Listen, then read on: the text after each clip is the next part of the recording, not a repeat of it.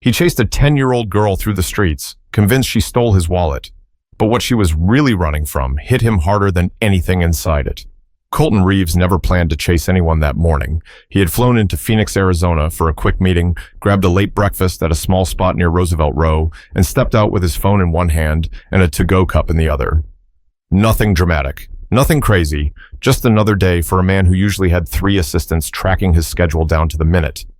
But the moment he reached the sidewalk, talking to himself about the call he needed to make, something felt off. His hand slid into the pocket of his blazer out of habit. Then he checked the second pocket, then the inner one. The movement became frantic, almost jerky, like his fingers were trying to prove him wrong. The wallet wasn't there. He patted himself again, this time faster. His breath shortened. People around him were walking past, minding their business, and he stood in the middle of the walkway like someone unplugged his mind. "Come on, no, he muttered, pulling at his pockets again as if the wallet might magically fall into his hand. A tourist couple stepped around him. A man carrying a folded scooter muttered a quick apology as he brushed by. Colton wasn't even looking at them. The only thing bouncing around in his head was the fact that losing that wallet wasn't just annoying, it was a security nightmare. Cards, IDs, 2 access keys, and even a tiny drive he kept tucked in there. Everything mattered. He turned back toward the cafe, ready to retrace his steps, when something in the corner of his eye made him freeze. A kid, small frame, fast steps. Something pressed tight against her chest with both arms. She looked maybe 10, maybe slightly younger, wearing a faded purple hoodie much too big for her and sneakers that had seen better days. Her hair was pulled into a messy ponytail, and she moved like she'd done this run before, weaving between people, staying close to the edges of the walkway, and Colton's brain made a snap assumption. "That's her," he whispered under his breath, already taking a step forward. "She has it." His pulse spiked. He wasn't used to being stolen from. In fact, it had never happened. Not once. He had bodyguards for events, private drivers, systems, layers of protection. But right now, he was alone. Just a man in a blazer chasing a kid through downtown Phoenix. Hey, kid," he called out. She didn't look back. He moved faster, pushing through the flow of pedestrians. His voice sharpened. "Stop, I just want to talk to you." She turned her head for a split second. Her eyes widened, a mix of confusion and fear, like she'd just seen something she didn't expect. Then she sped up. Colton muttered, "You've got to be kidding me," and broke into a jog. His heart hammered, partly from running, partly from anger, partly from the embarrassment of knowing people were watching a grown man chase a little girl down the street. But something about the way she held the item, tight, defensive, made him sure it was his wallet. It wasn't just tucked under her arm like stolen goods. She held it like she was protecting it. Still, that didn't change his suspicion. A woman near a bus bench called out, "Sir, you okay?" Colton didn't even answer. His focus locked on the girl. "Stop running, I need that back," he shouted. She darted across the sidewalk, almost dropping the item she was clutching, then kept going. Colton felt a burn in his chest. He wasn't out of shape, but suits weren't meant for sprinting in the Arizona sun. Still, he kept going, weaving through people, dodging a man with headphones, almost colliding with a college student carrying iced coffee. "Come on, kid, just stop," he yelled again. The girl looked over her shoulder one more time, and for a second he saw the fear in her face, clearly, wide eyes, tight jaw, a kid who didn't understand why someone like him was chasing her. He didn't care, not right now. All he cared about was the wallet, and the possibility that this child had swiped it. But as she reached the crosswalk, her foot slipped for half a second.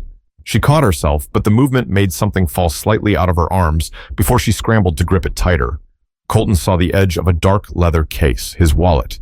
He pushed himself harder. He felt people staring, whispering, probably judging. He didn't care. That small figure in front of him held his entire life. And he couldn't let her disappear into the crowd. He was gaining on her now. She cut right, heading toward the bus stop further down the street. He wasn't sure if she was trying to escape or find cover, but either way, he wasn't letting her slip away. His breath was shallow now, his steps heavy, his frustration growing with every second. But he kept running, because he had to know. But he didn't realize that what he was running toward wasn't a thief. It was the truth that would flip everything upside down. Colton didn't even feel the heat rising off the pavement anymore. All he saw was that small figure darting between strangers, slipping past adults twice her size, like it was second nature. She wasn't sprinting wildly like a troublemaker trying to get away. No, she moved with purpose, quick, sharp turns, staying close to the walls, eyes scanning everything around her. This wasn't a kid running just to run. She was trying to avoid something. "Kid, stop, please," Colton called out again, but his voice blended into street noise. Bus engines, conversations, the rush of traffic rolling past the intersection. The girl kept going. A man holding a stack of newspapers stepped aside just in time as she brushed past him. He frowned at her, then at Colton, barreling after her, and shook his head like he'd just watched something he didn't believe. Colton muttered under his breath, "Why won't she just stop?"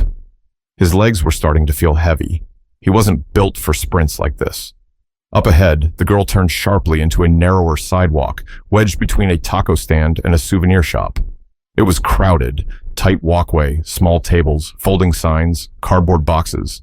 She slid through them like she'd mapped the whole route an hour ago. Colton didn't have her size or her speed. He nearly tripped on a plastic crate. "Sorry. Excuse me. Coming through," he huffed as he pushed past a couple examining bracelets on a display. The woman looked after him and whispered loudly enough for him to hear, "Why is he chasing a child?" He winced. This was getting worse by the second. The girl looked back again. Not for long, just enough to check how close he was. Her ponytail bounced. Her breath came out in quick bursts. Her shoes slapped the pavement. Her eyes weren't angry. They weren't defiant. They were scared. And for a second, just a second, that gave Colton pause. But he couldn't stop. Not now. "Hey," he called, forcing himself to pick up speed again. "Just talk to me." A vendor leaned out of his cart and shouted jokingly, "Man, you training for a marathon or what?" Colton ignored him. He was close enough now to see the worn edges of the hoodie, the way the sleeves swallowed her hands, the frayed seam on her backpack. Her sneakers were so flattened at the heel they barely had shape. She didn't look like someone who'd go around stealing wallets for fun. She looked like a kid who'd had to grow up a little too fast. But none of that mattered right this second. He needed that wallet back.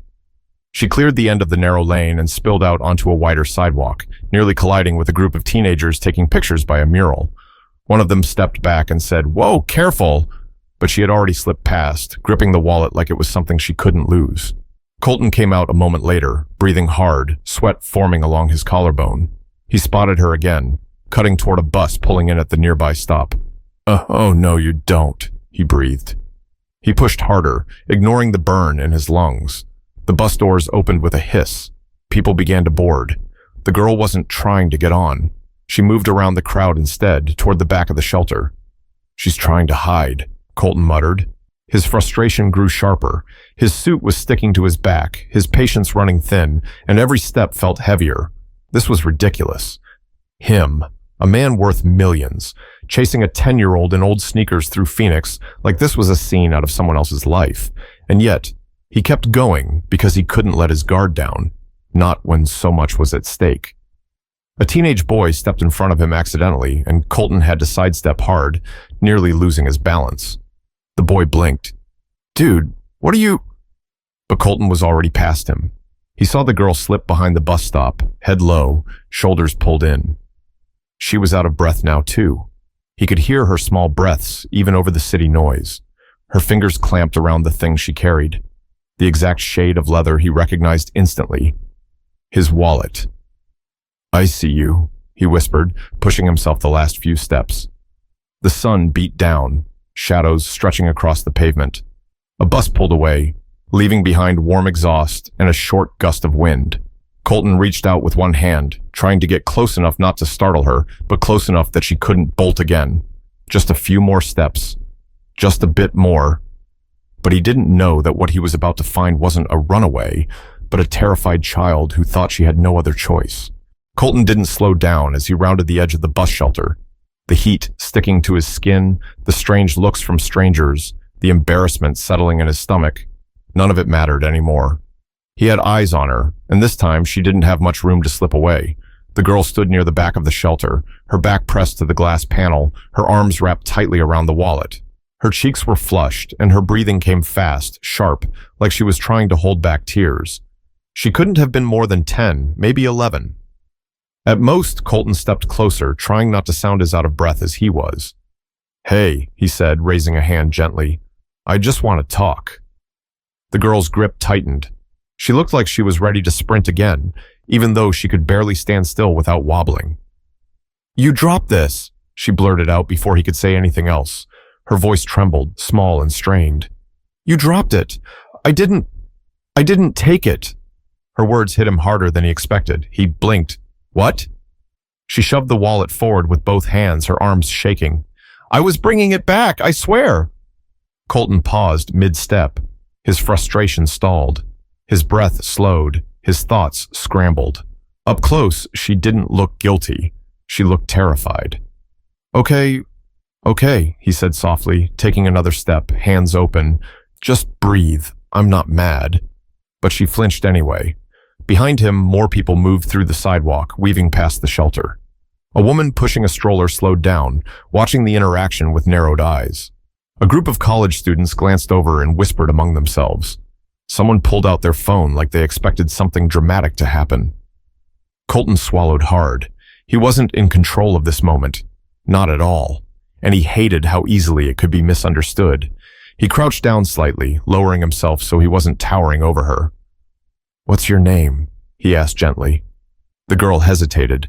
Her eyes darted around as if checking whether she was safe enough to answer. Finally, in a voice barely above a whisper, she said, "Lena." A simple name, a quiet name, not the name of a thief. Colton nodded slowly. "All right, Lena, my name is Colton." He paused. "And I believe you, but why did you run?" She looked down at her shoes, one of them nearly peeling at the sole. "Because I knew you'd think I took it. Grown-ups always think that."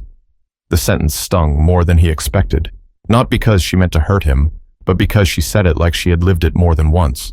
Colton ran a hand through his hair and let out a shaky breath. "Lena, I didn't mean to scare you.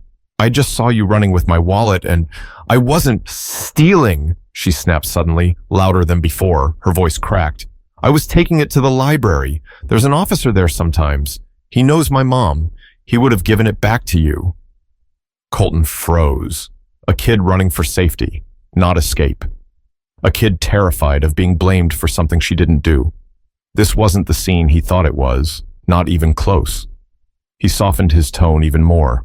"Okay, I understand, and I appreciate you wanting to get it somewhere safe." He extended a hand slightly. "Can I have it back now?" Lena studied him for several seconds, her breathing still shaky. Then she slowly stepped forward and placed the wallet in his hand. Colton didn't move right away. He didn't flip it open or check if anything was missing. He just looked at her. She stood stiff, arms wrapped protectively around her stomach, like she expected him to yell at her or accuse her anyway. He didn't. Instead, he said quietly, "Thank you." Her eyes lifted, confused. "For real," he added. "You didn't have to pick it up. You didn't have to try to find help. You could have walked away." She didn't say anything, but he saw something in her face shift. Just a little. Not trust yet, but less fear. Behind them, the sounds of conversations, buses, cars and footsteps blended together, reminding him they were in public, exposed, on display. He straightened up and glanced around. People were still watching. A few looked relieved nothing terrible had happened. Others looked disappointed there wasn't more drama. He exhaled slowly. "Lena," he said, turning back to her, "can we go somewhere with some shade? You look like you're about to fall over." She shrugged weakly. "I'm fine." "You're not," he said gently. "And neither am I." For the first time, a tiny hint of a smile flickered on her face. Just for a second, he gestured toward a small seating area near the bus shelter. "Come on, let's just sit for a minute." Lena looked at him, at the path behind them, at the people still eyeing them.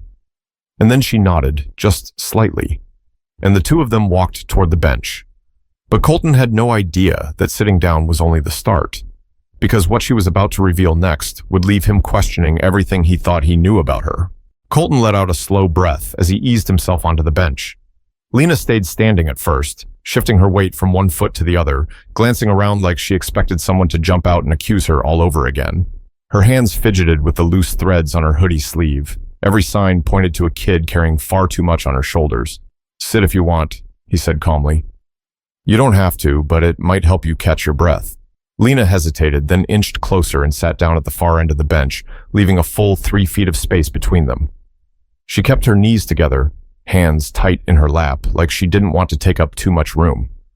Colton watched her for a moment, not talking, not pushing.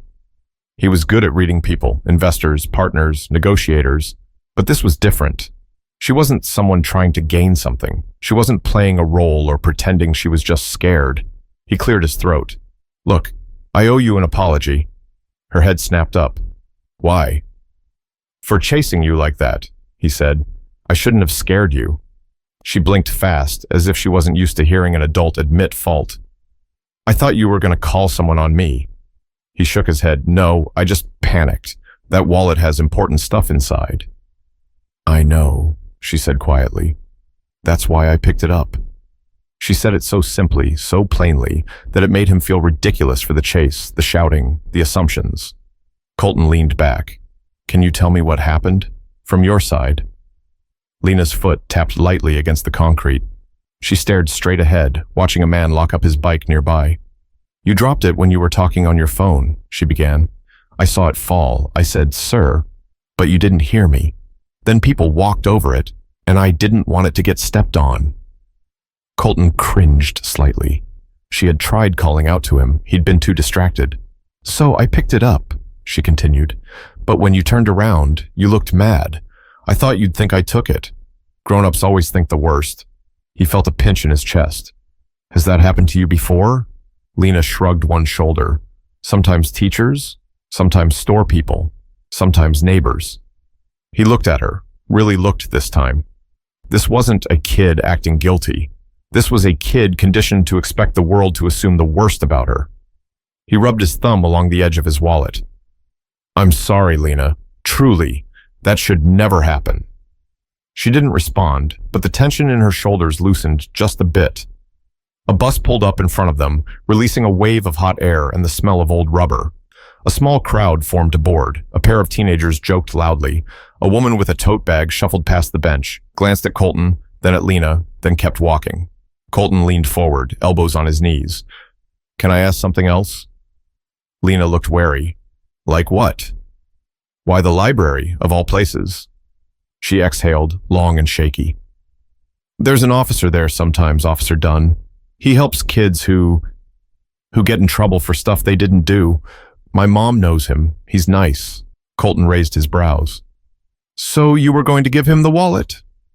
She nodded. "He would have known what to do. And he wouldn't have yelled at me or called people on me." Her voice cracked at the end. Colton's chest tightened hard. This child didn't run because she was guilty. She ran because she needed protection, and that realization sat heavy in his gut. He looked at her small hands, the dirt under her nails, the slight fraying on her backpack, signs of a life that hadn't handed her many breaks. "You must have been scared," he said softly. "I wasn't scared of you," she replied. "I was scared of what you might do." That sentence sat between them like a weight. He nodded slowly. "I understand." For a moment, neither spoke. The sounds of the city filled the gap.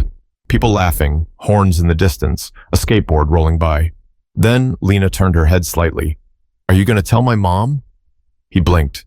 "Do you want me to?" "No," she whispered. "She's already stressed." Colton hesitated. "Because of money stuff?" Lena shrugged again. Not an answer, but definitely an answer. He leaned back, quiet, thoughtful. This kid didn't ask for help, didn't expect kindness, didn't think adults would believe her, and she wasn't wrong to feel that way. He rubbed his hands together, trying to figure out the right words, the right tone. He didn't want to make her feel smaller than she already did. "Lena, I'm not mad at you," he said. "I never should have assumed anything." She opened her mouth, hesitated, then whispered, "I didn't want you to lose your stuff. I was trying to help." A lump formed in his throat. She hadn't just done the right thing. She'd done more than most adults would bother to do. He stared down at the wallet in his hands. And for the first time since his morning began, he wasn't thinking about what was inside it. He was thinking about the girl beside him. But what he didn't know yet was that this moment, this tiny slice of time at a bus stop, was only the surface. Because Lena's situation ran deeper than a lost wallet, and the truth waiting behind it would change everything for him.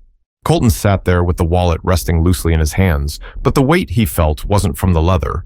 It came from everything Lena wasn't saying. The gaps in her sentences, the hesitations, the way she kept glancing over her shoulder like someone might appear and blame her for something else. He shifted slightly on the bench. "Lena, can I ask you something? And you can say no if you want." She didn't answer right away. Her eyes moved across the sidewalk, tracing the tiles like she was counting them. Finally, she nodded. "Why were you out here alone?" Her fingers stopped fidgeting. Her shoulders rose a little, then fell. "My mom's working," she said quietly. "At this hour?" "She works all kinds of hours," Lena replied. "She cleans rooms at a hotel near the airport. Sometimes morning, sometimes late, sometimes both." He swallowed. "And you're on your own during that?" Another shrug, her way of not revealing too much. "I know how to take care of myself." No 10-year-old should have to say that Colton opened the wallet in his hands, not to check the contents, but almost as a reflex. Something familiar to ground him. Everything seemed untouched. Cards, keys, that tiny drive, even the spare cash. He looked up. "You didn't take anything." Lena frowned. "Why would I? I told you." "I know," he said quickly, lifting a hand. "I didn't mean it like that. I just wanted to say, I see that you were honest."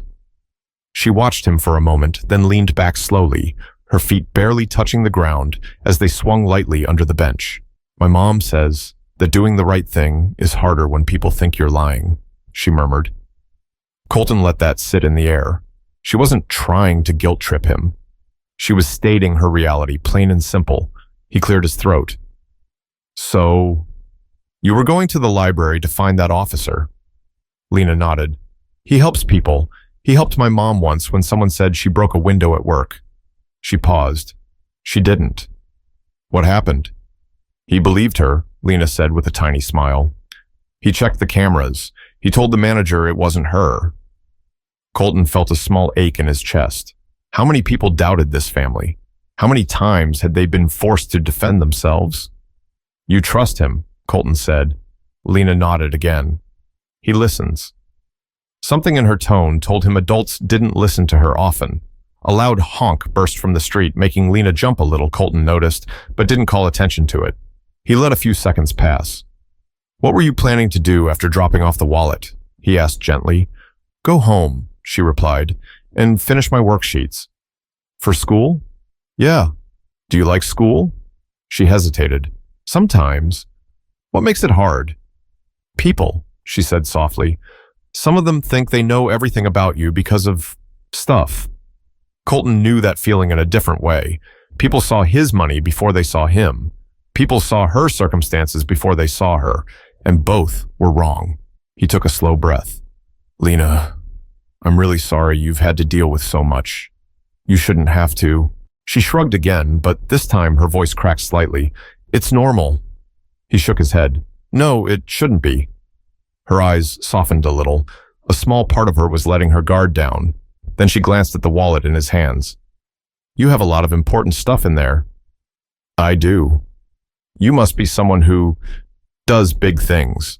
Colton let out a small laugh. "Some people think so." "What do you do?" she asked. He hesitated, not because he didn't want to answer, but because he wasn't sure how to say it without sounding like he was bragging. "I run a company," he said finally. "I work with a lot of tech and infrastructure stuff. It's boring to most people." She tilted her head, like, "Computers?" "Sometimes." "Do you make a lot of money?" He blinked. Kids didn't dance around questions. "I do," he admitted. Her eyes drifted to her worn-out shoes, then back to the ground. She didn't say anything, but he could see the thoughts rolling through her mind. Thoughts kids her age shouldn't have to carry. After a moment, she asked quietly, "Is that why you were so scared? Because losing your wallet could mess up your money stuff?" Colton took a long breath. "Partly. But it wasn't about the money. It was everything inside it, things I can't replace easily. What kind of things? Passes, cards, keys, and a little drive that has work files on it. Lena listened like every detail mattered. So you were scared? Yes, he said, and I reacted too fast because of that. Adults get scared? She asked with genuine surprise. He smiled softly. More often than you think. She looked ahead again, kicking her feet slightly. Her voice dropped to almost a whisper. I was scared too. Of me? Not you, she said quickly. Just what could happen? Kids don't get believed when stuff like this happens. He felt that sentence in his bones. He leaned back slowly, letting the shade cool his face. I believe you. Lena looked at him for the first time without flinching. Really? Really, he said. You were doing something kind, and I didn't see that at first. She didn't smile, but her eyes softened. Behind them, a light breeze passed through, carrying faint music from a shop down the street. Someone laughed nearby.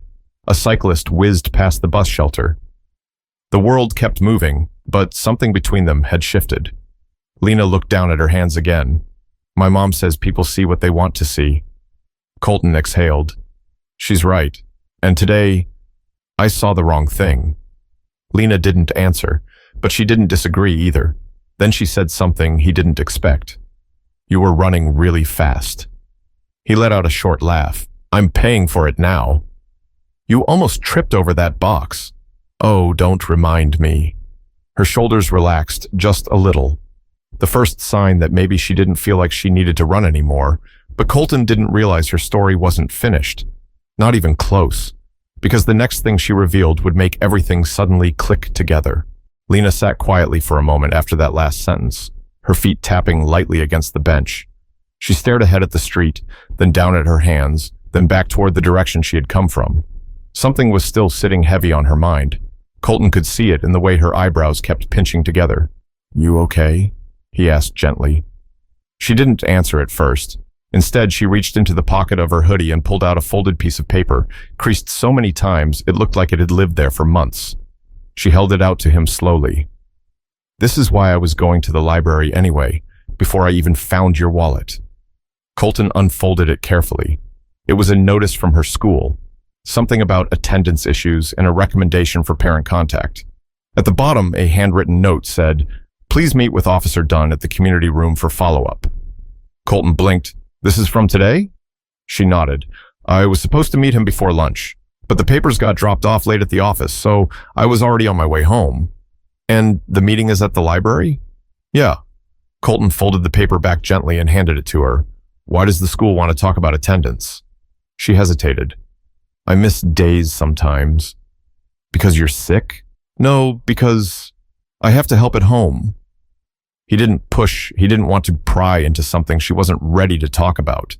But the way she clenched the paper before stuffing it back into her pocket told him there was more to it, more than a kid should be juggling. She finally looked up. I still need to go, though, even if I'm late. Colton nodded. Okay, want me to walk with you? Her eyebrows rose. Why? Because I feel responsible for delaying you, he said simply. And because I think talking to that officer is important for you. Lena stared at him for a few seconds, unsure whether to trust the offer. You don't have to, she whispered. I want to, he replied. She looked down at the sidewalk again. It's not far. Then it won't take long, he said. She finally gave a tiny nod. They stood from the bench and began walking side by side, though she still kept a slight distance between them. The sun was high now, casting sharp shadows beneath the palm trees lining the street. Cars hummed past.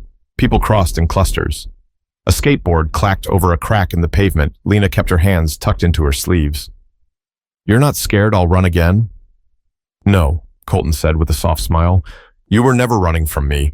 Not really. Her eyes flicked up, unsure how to respond. She wasn't used to hearing adults speak to her like that. They walked through the sidewalk as the crowds thinned. A few blocks down, the library came into view. A tall building with large windows, kids' posters taped unevenly across the front door. A mural covered the side wall, showing bright colors and cartoon books stacked like skyscrapers. Lena's pace slowed a little as they got closer. Colton noticed. "What's wrong?" "Nothing," she said automatically. "Lena," he murmured. She bit her lip. "I don't want him to think I'm in trouble. I already got the notice, and now I'm late. And if he asks where I was, I don't know if he'll believe me." Colton stopped walking. "Listen to me," he said, lowering his tone. "You brought back a wallet that wasn't yours. You were headed to a safe place, and you're trying to meet with someone who helps you. That tells me you're doing the right thing." She looked at him, searching his face. "That's what he's going to see too," he added. Lena didn't move for a moment. Then she nodded slowly. They reached the entrance. Colton held the door open for her, but Lena hesitated again, glancing up at him. "Do you want to come in with me?" she asked. He swallowed. She asked the question like she was asking a huge favor, not something small, like she didn't get to rely on people often. "If you want me to," he said. "I do," she whispered. So he followed her inside. The air was cool, carrying that familiar mix of books, carpet, and faint cleaning supplies. A librarian at the front desk gave them a polite smile. Kids whispered at the computers. A volunteer rearranged a shelf of picture books. Lena led the way toward the community room at the back. Colton stayed a few steps behind her. He wasn't sure why he felt protective already. Maybe it was the way she kept glancing back to make sure he was still there. Or maybe it was the fear in her eyes that she tried so hard to hide. When they reached the room, Lena paused at the door, took a small breath, and stepped inside. A man in a polo shirt looked up from a table, a badge clipped to his collar. "Lena?" he said, surprised. "You made it." She nodded, then stepped slightly to the side, revealing Colton behind her. Officer Dunn's eyebrows lifted. "And you brought a friend?" Colton raised a hand lightly. "Long story." "It is," Lena echoed quietly. Officer Dunn looked between them for a moment, then pulled out a chair. "All right then, let's hear it." Colton sat down beside her, but he didn't know that what Lena was about to admit, right here in this quiet room, was the part she'd been too scared to say out loud until now, and it would hit him harder than anything she'd told him before. The community room was quiet, almost too quiet. The kind of stillness that made every rustle of paper, every shift in the chair, sound louder than it should. Lena sat stiffly beside Colton, her fingers twisted together, her eyes aimed at the table like she didn't trust herself to look anywhere else. Officer Dunn leaned forward with a calm expression, elbows resting on his knees. "I'm glad you came, Lena. I know it's been a rough week." She swallowed hard. "I didn't skip on purpose." "I know," he said gently. "That's why I wanted to talk to you. I want to understand what's going on." Then he glanced at Colton. "And I'm guessing he's here because he's part of that story somehow?" Colton gave a small nod. "Very recently, yes." Lena let out a shaky breath. "I found his wallet on the street, and everything got messed up." Officer Dunn raised his brows slightly. "Messed up how?" "I tried to bring it here," she said quickly, "but he thought I took it. He chased me a lot." Colton rubbed the back of his neck, embarrassed all over again. "I completely misread the situation." The officer nodded slowly. "All right, I trust her version. She wouldn't lie about that." Lena's shoulders relaxed a little. "But," Officer Dunn continued, turning back to her, "that still leaves the school notice. They've been calling your mom for days." Lena went utterly still. Colton watched her face carefully. The way her jaw tightened, the way her eyes darted to the door as if she considered running again, the way her shoulders drew in like she was bracing for impact. Officer Dunn softened his tone. "Lena, your mom isn't in trouble. You aren't either. I just want to help, but I need to know what's going on at home." Lena blinked hard, and her voice cracked when she finally spoke. "My mom doesn't know about the notices." He frowned. "Why not?" She doesn't check the school messages all the time," Lena whispered. "And when she works late, she sleeps through the morning. She's tired all the time, and I don't want to make things harder for her." Colton felt something twist in his chest. Officer Dunn nodded thoughtfully. "Is that why you're missing days?" Lena hesitated. Then the truth slipped out like she'd been holding it behind her teeth for weeks. "Sometimes I stay home to watch my baby brother." Colton's eyes widened. The officer's expression softened even further. "Your brother?" Officer Dunn asked. "He's one," she murmured. And my mom can't always get someone to watch him. So I stay home, I feed him, I change him, I try to keep him quiet so she can sleep a little before work. Colton stared at her, stunned. A 10-year-old doing the work of an entire caretaker. Lena, he said quietly. She kept her eyes down. I don't want him to cry all day, and Mom says she's doing everything she can. She really is. I know she is, the officer said gently. But you shouldn't have to carry all of that. She pressed her lips together, fighting tears. If I tell her the school is mad, she might lose hours, and we need those hours. We barely have enough now. Colton's throat tightened, hard. This wasn't a kid making excuses. This was a kid trying to hold together a situation too big for her to handle. Lena, he said slowly, does your mom know you're helping this much? No, she whispered. She'd feel bad. Officer Dunn leaned forward. You know, keeping all of this inside isn't good for you, right? And it's not safe. If something happened to the baby, I'd take care of it, she said quickly. I always do. Her voice cracked right in the middle, betraying the weight behind it. Colton felt something inside him shift. A true, deep ache he hadn't expected. He'd spent his morning thinking his biggest problem was a missing wallet. This little girl had spent her morning managing responsibilities that would overwhelm someone 10 times her age. Officer Dunn took a breath. Lena, I'm not here to punish you. I'm here to help. And I need to talk to your mom so we can figure out a plan. Lena's head shot up, panic flashing in her eyes. No, please don't. She'll think I made things worse. She's already worried about losing her job. The officer shook his head. I'm not calling her boss. I'm not reporting anyone. I just want her to know what's going on so she's not blindsided. Lena looked at Colton suddenly, as if hoping he would stop it somehow. He leaned closer. He's not trying to make trouble, Lena. He's trying to make things easier for you. She shook her head fast. Nothing is easy. He hated how true that sounded coming from someone so young. Officer Dunn waited a moment, then spoke gently. Lena, tell me something. When you were running with his wallet, were you scared because of him? Or because you thought someone else might see you holding it and jump to the wrong idea? Her eyes filled instantly, and that was answer enough. Officer Dunn's jaw tightened with empathy. I'm sorry you've had to feel that way. Lena wiped her nose with her sleeve. It just looked bad, and I didn't want to get blamed again. Again? Colton repeated quietly. She nodded. A few months ago at the grocery store, someone thought I took a pack of gum. I didn't. It was in my pocket from the day before, but they didn't believe me. Colton clenched his jaw. This kid had been carrying fear as if it were part of her daily routine. Officer Dunn nodded slowly.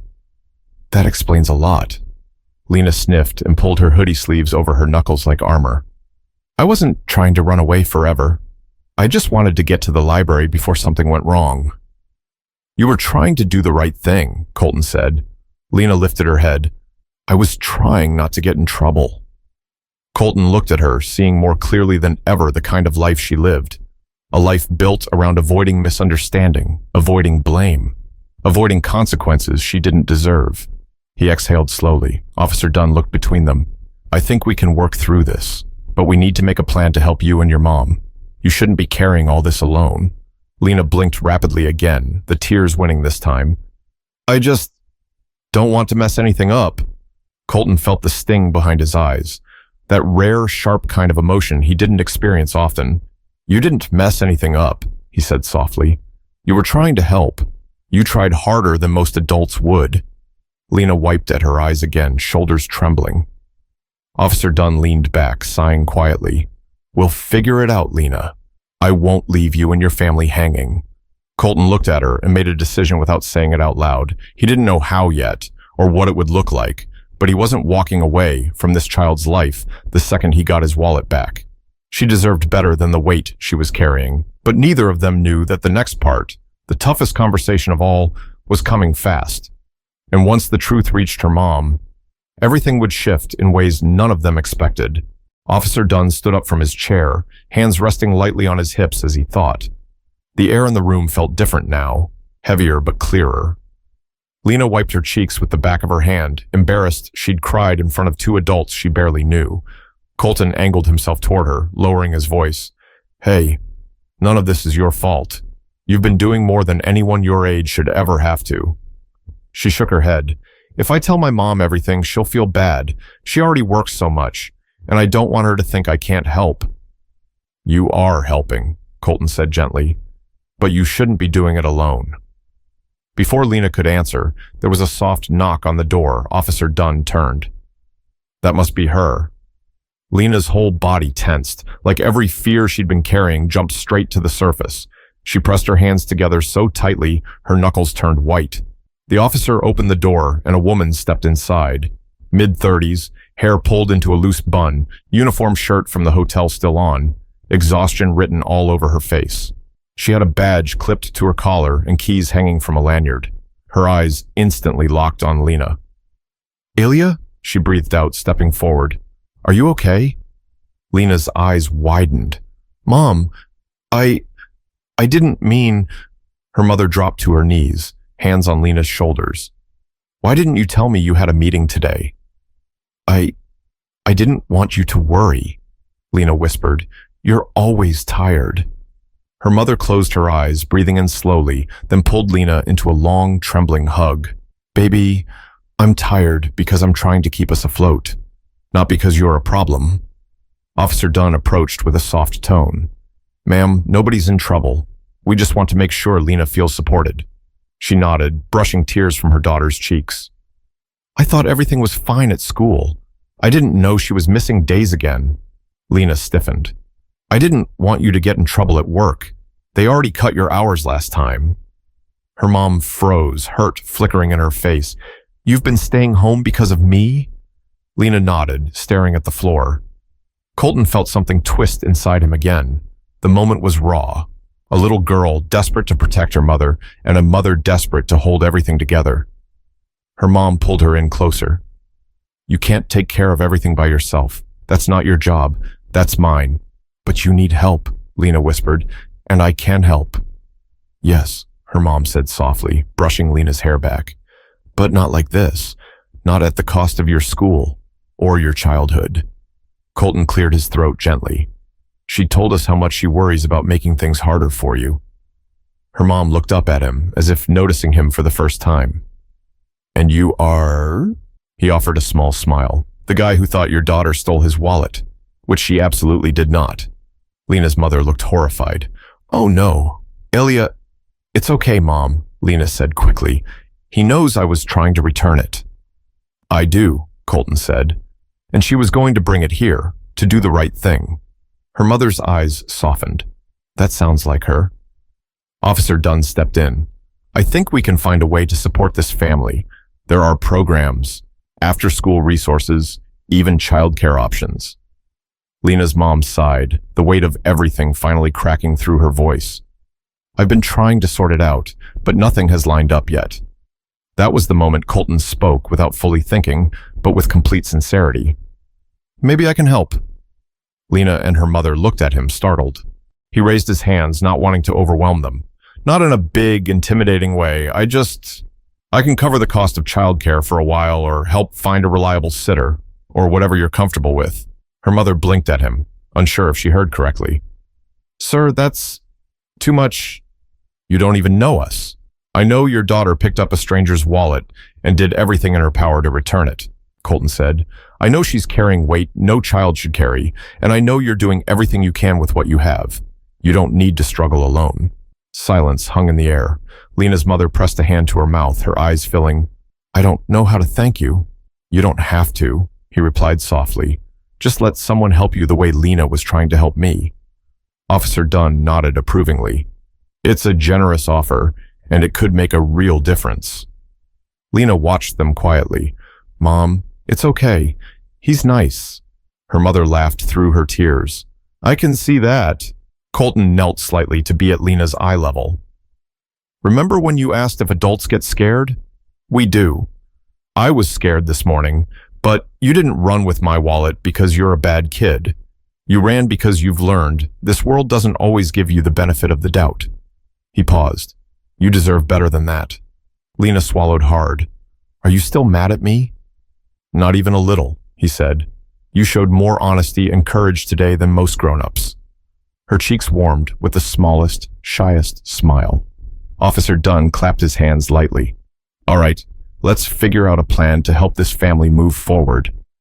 Lena turned to her mom cautiously. "Are you mad at me?" "No," her mom whispered, hugging her again. "I'm proud of you, but I don't want you carrying everything alone anymore."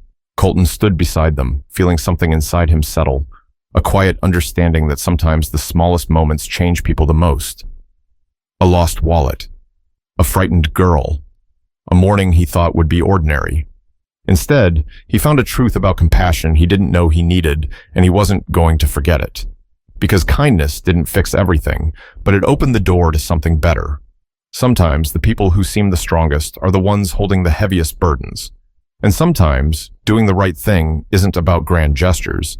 It's about seeing someone clearly when the world usually looks past them. If this story moved you, share it with someone who might need a reminder that compassion still matters. And if you want more stories that hit close to the heart, make sure to follow along for the next one.